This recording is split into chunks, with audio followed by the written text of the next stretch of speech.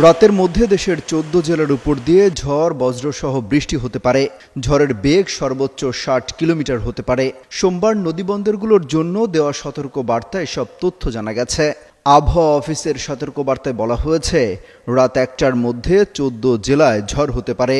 রংপুর, দিনাজপুর, বগুড়া, রাজশাহী, পাবনা, যশোর, কুষ্টিয়া, ফরিদপুর, ঢাকা, কুমিল্লা, নোয়াখালী, টাঙ্গাইল, ময়মনসিংহ এবং সিলেট অঞ্চলসমূহের উপর দিয়ে পশ্চিম উত্তর পশ্চিম দিক থেকে ঘন্টায় ৪৫ থেকে ৬০ কিলোমিটার বেগে অস্থায়ীভাবে দমকা ঝোড়ো হাওয়া সহ বৃষ্টি, বজ্রবৃষ্টি হতে পারে। এসব এলাকার নদীবন্দরসমূহকে ১ নম্বর সতর্ক সংকেত দেখাতে বলা হয়েছে। সেই সঙ্গে রংপুর, ময়মনসিংহ ও সিলেট বিভাগের কোথাও কোথাও মাঝারি ধরনের ভারী থেকে ভারী বর্ষণ হতে পারে।